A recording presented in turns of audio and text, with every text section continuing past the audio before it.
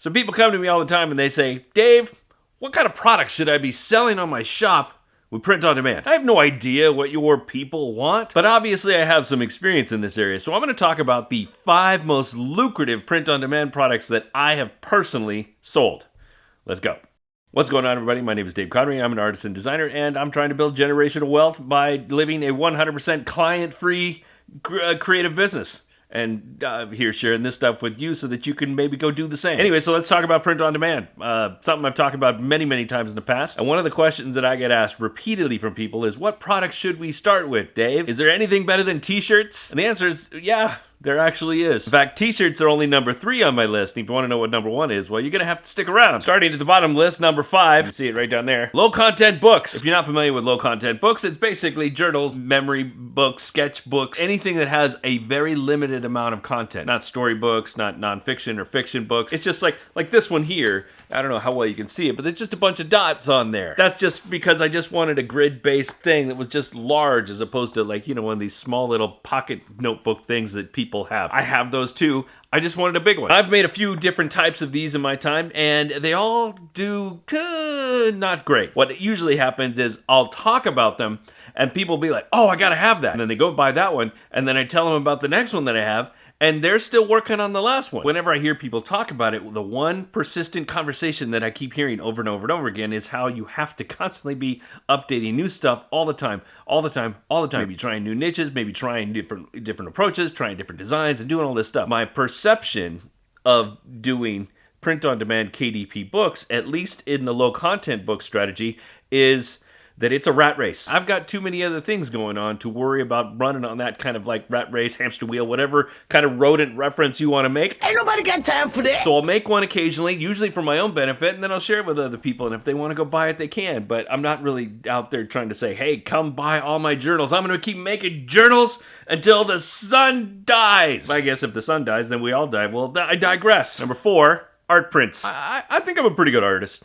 Whether I'm doing more design-oriented prints or abstract art prints or whatever it is that I decide to make, I think I do a pretty good job and people like my stuff. They just don't like it enough to buy it consistently. It's definitely not a thing that generates income repeatedly. I mean, sure, I have some people that are collectors that will buy one here and there. It's not voracious. It's not like, I gotta have every print that Dave puts out. That's not how it works. So I make some money on that, and the margin on art prints is actually pretty high compared to some of these other ones.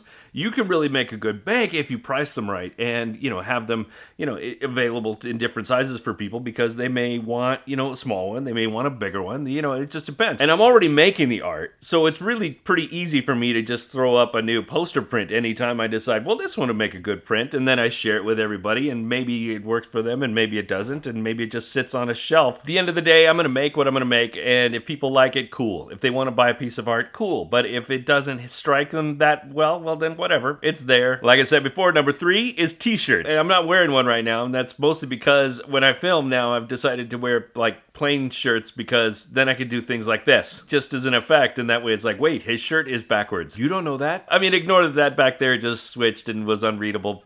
Just go with it. So T-shirts do pretty well for me. I mean, I'm not, turning into Balenciaga or, Gucci anytime soon off of my T-shirt designs, but I'm doing okay. I mean, they generate enough revenue to, keep the, some of the lights on, at least these lights on. But the thing is, though, is that T-shirts require a little bit more thought process, as opposed to I'm already going to be making art. I just make art. I'm always making art, and so it's easy for me to take that and put it up on a poster. A T-shirt requires a little bit more thought process. I'm just not going to turn that into a T-shirt. I have to really think about okay, how is this going to look framed up on a shirt? And is it going to be something that somebody's going to actually want to wear around in public? Because when it comes to T-shirts, if somebody is wearing something that has something printed on it, it usually has some sort of significance to their personal identity. Let me give you an example. Let's take a look at my friend Adam at the poster list. If you look at these, you'll see that they have a very California outdoorsy aesthetic. There's a lot of surfing, a lot of biking, a lot of hiking, a lot of cultural references like videotapes and cameras. Day drinking in naps is actually one of his most popular ones ever, but people have an identity behind that they're alcoholics and they like to be lazy in the afternoon. I don't know. But if you look at some of these other ones,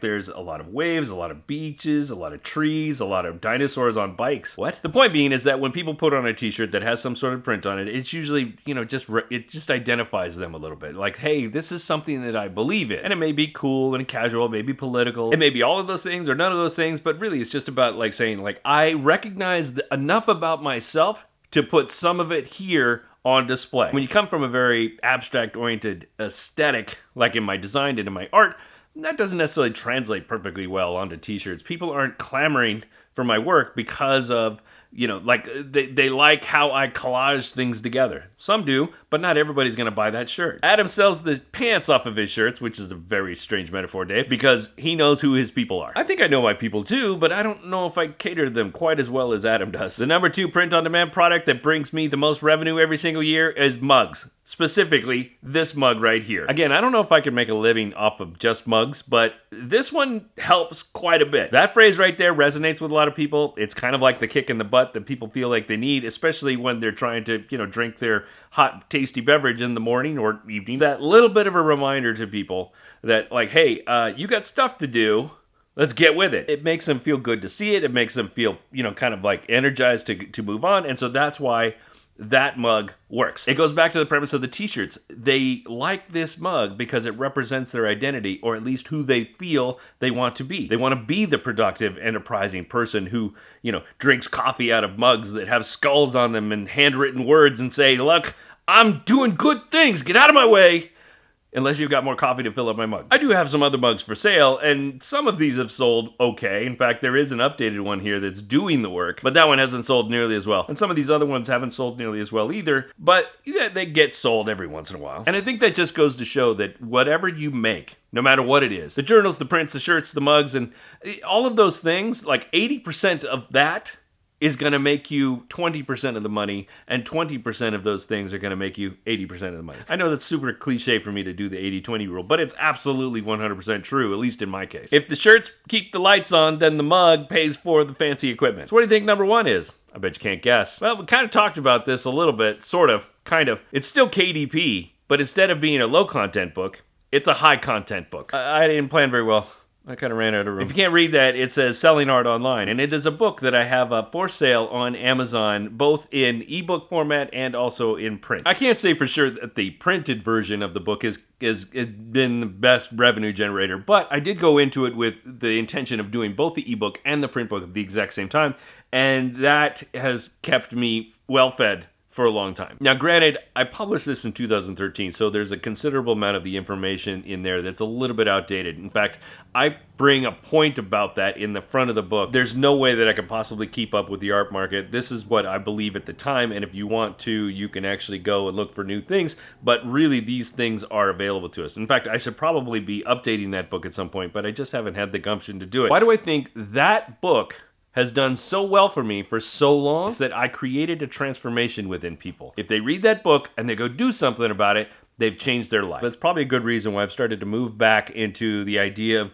creating more content that helps people do more things. I make these videos not so I can just sit here and say, hey, look at all the cool things I can do. It's really more about like sharing information that I hope that you will turn around and go do something for yourself. I want to be able to say like, hey, I help these people grow and do things better. Whether it's as simple as teaching people how to use a software program like Affinity or whatever, or it's teaching them how to, you know, generate money through whatever it is that they want to do. It's print on demand, doing design work, NFTs, or whatever it is that we're talking about in the future. And I guess the moral of the story is that if you want to sell more things, do more things that create a transformation in others. Maybe it's an emotional transformation when they see your beautiful art. That could possibly happen. But really, if you can get out there and share your knowledge, share your understanding of something, share, you know, a way for people to learn and grow, I guarantee you're going to end up selling a whole lot more things. While I'm sitting here thinking about it, talking to you, is that I feel like I'm definitely on the right path with all this stuff. I feel like, you know, I'm sharing the videos here with you. I'm sharing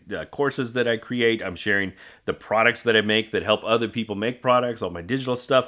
All of that stuff is in an effort to help other people grow. It also makes me feel really good when I see people do that. Will I still be selling the shirts and the mugs and the art prints? Of course, because one thing I definitely have recognized is that maybe somebody won't go in to my course because they don't necessarily need to learn that particular thing right then, but they do appreciate who I am, they do appreciate what I'm sharing, and they'll turn around and they'll go buy a mug or a shirt or something. There will always be the smaller ticket items, and then maybe eventually they'll end up with a bigger ticket item. But hey, don't let me tell you what to do, okay? If you want to just go and make a bunch of t-shirts, then go make a bunch of t-shirts, but just make the pants off of those shirts. Just always keep in mind why people are buying those shirts and then work towards that. Now, if you want to know more about print on demand, I got some videos right there for you if you want to go check those out. And if you appreciated this particular video, make sure you hit that like button, subscribe if you haven't done so already, hit that bell because you never want to miss a thing, all right? And of course, maybe share it with your appropriate homies.